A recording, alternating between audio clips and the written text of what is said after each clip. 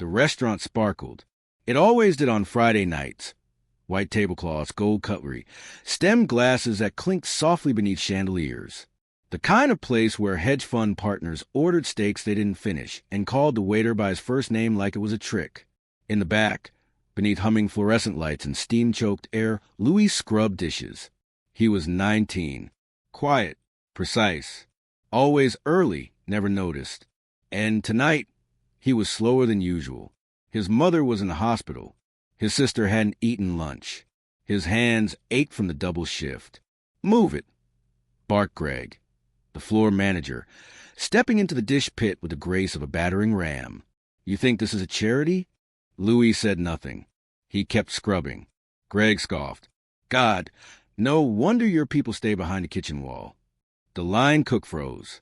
One of the waiters turned away, but no one said a word, not even Louis. Because what could he say? The door to the alley swung open. Someone stepped in. A new hire. An older guy in a faded baseball cap and janitor's uniform. Nobody looked at him. Nobody knew him, but he stood still for a beat, then walked slowly toward the mop closet. And as he passed the kitchen, he glanced once, just once, toward Louise. And Greg. He didn't speak, but something in his gaze said, "I heard everything." Louis didn't look up. He'd learned that lesson early. Don't escalate. Don't react. Don't give them a reason to notice you more than they already had. He just kept scrubbing. Plates, pans, silverware. Grease in the water. Steam in his lungs. Anger coiled low in his ribs like heat from a broken stove. Greg lingered by the sink, arms crossed, eyes narrowed. "You know, if I had my way, I'd replace half of you with a dish machine and call Progress." Louis rinsed a plate and set it down carefully. Still silent. Still surviving. Greg sneered. "Figures." From the corner, the janitor finished unrolling the mop bucket. He wasn't in a rush. His movements were methodical, almost too slow, like he was observing more than working. Someone passed behind him, a young server named Drew, fresh out of college, always polite, always watching. He glanced at the janitor, then at Greg, then said nothing. Again. 10 minutes passed. Louise kept scrubbing. Greg disappeared to the front of the house, where wine flowed and laughter masked everything. And the janitor? He quietly mopped a forgotten spill near the fire exit, then disappeared down the back hallway. No one spoke to him. No one asked his name. They wouldn't find out until much later. But the security camera in the corner had been recording the entire time, and the man in the cap had looked directly into it, just once, before disappearing. Out front, the restaurant buzzed with false warmth. Greg had already forgotten the dish pit. Now he was laughing with a hedge fund executive seated at table 9, spinning a bottle of Barolo like a stage prop. The guest was loud, brash, and generous with his judgment. "This place," the executive said, waving his fork like a wand, "runs on discipline. You can tell when the staff knows their place." Greg laughed too loud. "Exactly. We don't tolerate dead weight here." 2 waiters walked by with tight jaws and tighter smiles. They said nothing. Back in the kitchen, Louis was finishing the last of the dinner plates. Knuckles raw, apron soaked. He moved like a ghost, like someone the world barely noticed. The line cook, Marcus, nudged a pan into the sink beside him. "You okay?" he asked low. Louis shrugged. "Don't let him get to you," Marcus added. "He's a parasite in a blazer." Louis gave a dry chuckle, but it didn't reach his eyes. Marcus glanced around, lowered his voice further. "Look, if it gets worse, say something. To anyone." That new janitor guy saw the whole thing. Louis blinked. "The one with the cap?" Marcus nodded. He was just standing there. Didn't flinch. Louis thought for a moment. Yeah, he looked like he knew more than he let on. Across the building, in the staff locker room, the janitor was sitting on a bench, removing his gloves. He placed them neatly beside a worn leather bag, unzipped it. Inside, neatly folded, a clean button-down shirt, black pants, and a pair of sleek, polished boots. He reached for the boots first. The door to the locker room creaked open. Drew, the young server, poked his head in. stopping short when he saw the janitor unlacing his work boots. "Oh, sorry, I didn't mean to." The man looked up, calm, not startled. "It's all right." Drew hesitated. "You switching shifts?" The man smiled faintly. "Something like that." Drew stepped inside. "I just wanted to say thanks for earlier. You saw what Greg did." The man nodded slowly. "Yes." Drew shuffled his feet, embarrassed. "I should have said something, but I didn't want to lose my job." "Most people don't," the man replied. "And yet, sometimes not speaking costs more than you think." Drew winced, then glanced at the boots. Polished, not janitor issue. "You're not, just here to mop floors, are you?" The man met his eyes. "I'm here to see what people do when they think no one's watching." Drew swallowed hard. The man stood up. He was tall, taller than he'd seemed in uniform. He removed the cap, revealing dark, shoulder-length hair, slightly streaked with gray. His face, though calm and gentle, now registered clearly. Drew blinked. "Wait a minute."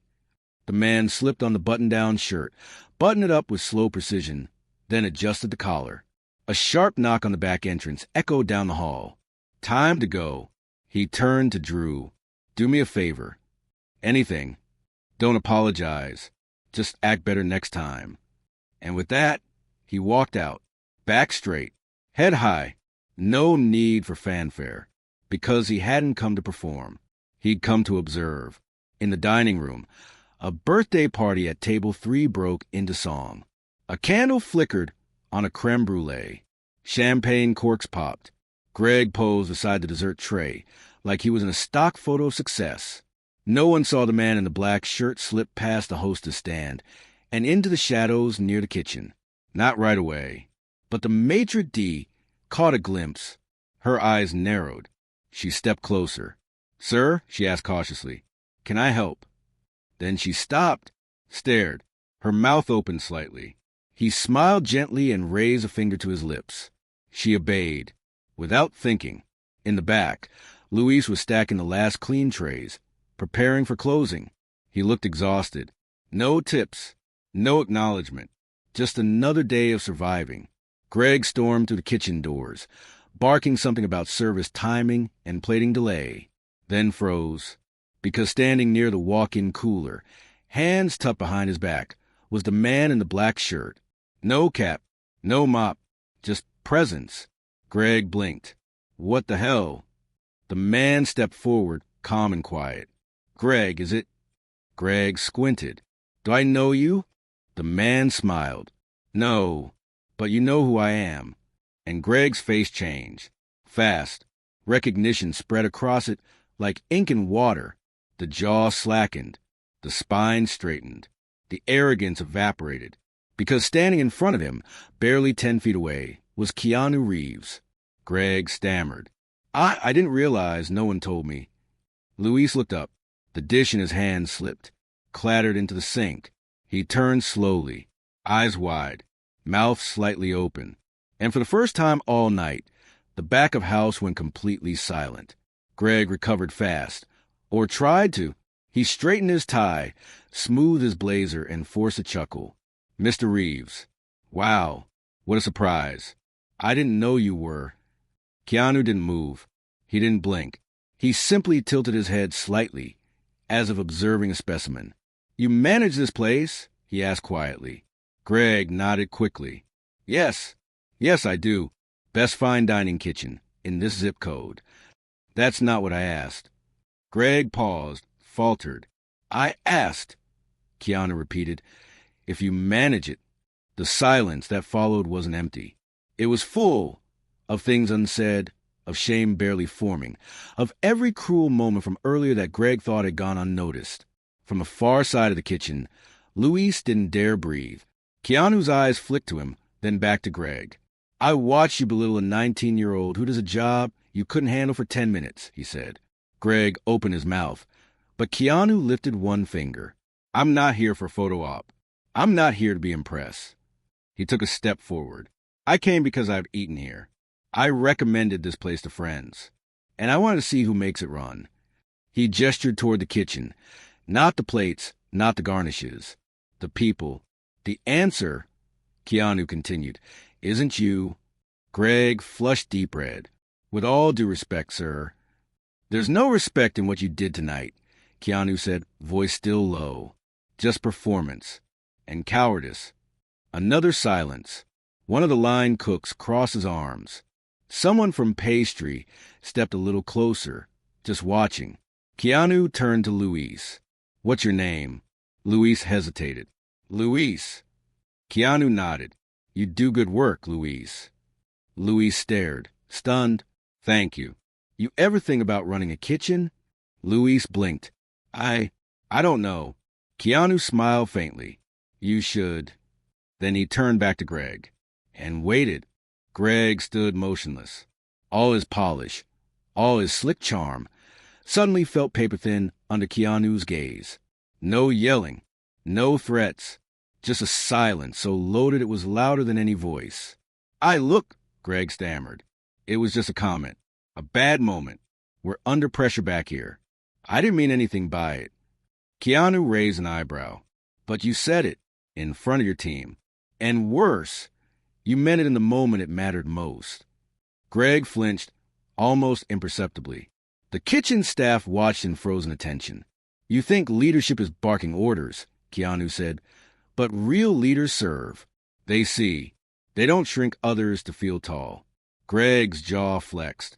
He was used to power, not to presence, not to being held accountable in front of his own crew. Not without yelling, not without legalese or HR walls to hide behind. Keanu turned to Luis again. How long have you worked here? Almost a year, Luis replied. 2 jobs before this. I send most of it home. Keanu nodded slowly. Has anyone ever told you you're the reason the place works? Luis gave a small, disbelieving smile. No, sir. Well, you are. From behind the prep counter, Drew finally stepped forward. He's right. Luis is the only reason most of us get through the rush. He covers for everyone. Doesn't complain. Ever. Marcus, the line cook, added, You should have seen how Greg treated him when no one was watching. Keanu looked around. I did. The temperature in the room changed. Greg started to speak again, maybe a defense, maybe an apology, but Keanu cut him off. I'm not here to cancel you, he said quietly. I'm here to hold up a mirror. And in that moment, the room didn't belong to Greg anymore. It belonged to Luis. Greg took a step back. Not physically, but inside where pride lives. His eyes darted around the room, suddenly aware of how many people were watching. Not because he was in charge, but because he wasn't anymore. Keanu stepped aside, making space. Not for himself, but for what needed to happen next. Luis didn't move at first. He stared down at his hands. Still damp, still aching, still nicked from a week of steel and soap. Then he slowly dried them on his apron, straightened his back, and stepped forward. His voice wasn't loud, but it carried. You've made this kitchen feel small, he said to Greg. Like we were lucky just to be here. Like we didn't matter unless we stayed silent. Greg's mouth opened, but Luis didn't give him the chance. I've seen people cry in the storage room, quit without saying goodbye. I've stayed because I didn't think I had the right to leave. The room was still, but I'm not staying silent anymore. Drew swallowed hard. None of you as should. One of the dishwashers nodded. You speak for all of us, man. Luis looked at Keanu, unsure. Keanu gave a quiet nod. Go on. Luis turned back to Greg. I want a real position, not just shifts and scolding. I've been running half the kitchen during peak hours, and you know it. Greg's face twitched. You want a promotion? No, Luis said. I want respect. And if that comes with a title, fine. If not, give anyway. Greg looked like he might explode. But no one backed him up. Not this time. Because when someone finally speaks truth in a room used to silence, others listen. And tonight, the silence had cracked wide open. Greg didn't respond. Not really. He opened his mouth, shut it again, then adjusted his cuffs like they might anchor his unraveling authority. You think I'm the problem? He muttered. You think a dish guy can run this place? No, said Marcus, the line cook. We think a man who treats people like people should. Drew added, and if that's not you, then maybe it's time we find someone else. Greg looked around. It was all slipping control, image, narrative. And worse, there were no defenders left. Even the hostess had come to the kitchen door, leaning quietly against the frame, arms crossed. Keanu didn't gloat. He didn't even smile. He just watched the truth unfold, soft, undeniable. I suggest, Keanu said gently, you take the night off. Let someone else run things. Give yourself a chance to remember what it means to earn a room. Greg hesitated, then left. No tantrum, no slamming doors. Just footsteps echoing down a hallway that suddenly felt too long. When he was gone, the kitchen breathed for the first time in months. Louis stood frozen, unsure what had just happened. Keanu turned to him. You didn't need me, he said, but I'm glad I was here anyway. Louis shook his head. If you hadn't said something. I didn't change the room, Keanu interrupted. You did. Louis swallowed, emotion rising behind his eyes. You ever thought of opening your own place? Keanu asked. Louis laughed once, sharp and raw. Only every night. Keanu smiled. Then maybe it's time. The next morning, Louis arrived early. Earlier than usual. The restaurant was quiet, half-lit, echoing with the clinks and hums of machines waking up. No shouting, no tension, just calm. Drew was already there, wiping down silverware. He looked up. You're really coming back? Louis shrugged, setting down his backpack. Somebody's got to run the kitchen. Drew grinned. They're actually giving you a trial lead shift tonight. Marcus said he's got your back. Everyone does. Louis blinked.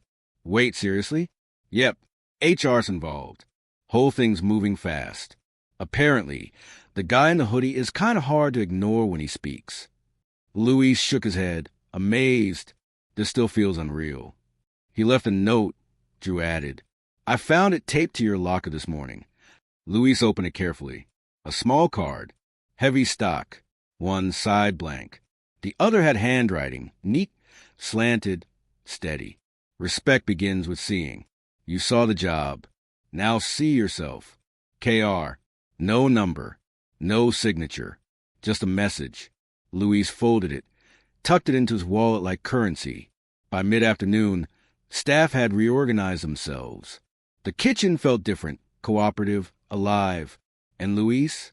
He wore a clean apron, a black neckerchief, and a quiet fire in his chest. He moved with purpose now, not just to finish tasks, but to build something. Out front, a new reservation appeared on the list. Reeves! Party of one. Louis smiled. That evening, the dining room filled with the usual mix of money and noise. But something had shifted. The waitstaff moved with more ease, less fear. The kitchen ran like music, sharp, clean, in rhythm. Orders out on time. No shouting. No sarcasm. Just work. Louis stood at the expo line, plating dishes with calm precision. He directed softly but firmly. Check garnishes. Nodded to Marcus without needing words. For the first time in his life, he wasn't surviving his shift. He was owning it. At 7:46 p.m., table 12 was seated. A single guest. No entourage. No camera. No scene. Just Keanu Reeves in a dark shirt and simple jeans, folded his hands on the table as if he belonged nowhere and everywhere at once. Louis saw him through the pass. Their eyes met. Keanu raised one hand, barely, and nodded once. Louis nodded back. No fanfare. No theatrics. Just acknowledgement. Later, Drew brought the dish out himself. Louis's idea, his signature. Simple, precise, rooted in the flavors his mother used to make. Made with hands that had spent a year in silence, and now spoke fluently. When Drew set the plate down, Keanu smiled. Tell him, he said gently, he's doing more than cooking now. Drew repeated the words back in the kitchen. Louis laughed under his breath, the sound half disbelief, half release. And for a moment, the heat and steel and chaos of the kitchen disappeared. All that was left was purpose, and it tasted better than anything he'd ever plated. The night ended slowly. Dishes cleared. Tables wiped. Lights dimmed to soft glows. Keanu left no tip because he hadn't ordered, but he left something else behind. A folded napkin, placed neatly under his empty water glass. Luis found it when he came out to the dining room after close. He unfolded it carefully. On it, in simple pen, "Some kitchens feed the body. Yours feed something more. K." No signature needed. He stared at it for a long moment, then folded it gently, placing it in the pocket beside the card from the day before. Across the room, staff chatted quietly, wiping down counters and laughing for the first time in weeks. No one mentioned Greg. No one needed to. Luis walked back into the kitchen, but not to scrub pans, to plan, to count inventory, to write tomorrow's prep list. And outside, the street shimmered in a light mist. Keanu Reeves walked alone beneath a canopy of street lamps, no one following, no one recognizing. Just a quiet man with steady steps, slipping back into background like he always had. He hadn't saved the restaurant. He hadn't needed to. He had reminded them what it meant to see. And for one young man who had spent too long being unseen, that was enough. Keanu Reeves didn't raise his voice. He didn't demand punishment. He just reminded a kitchen of something they'd forgotten. Respect isn't given by title. It's earned by how you treat people who can't give you anything back. So the next time someone tries to make themselves bigger by making someone else smaller, remember what happened when a so-called janitor took off his cap and reset the room without saying a word too loud. Speech balloon if the story moved you. Leave a comment. Loudspeakers share it with someone who's ever felt overlooked. Movie camera and subscribe for more stories where dignity wins.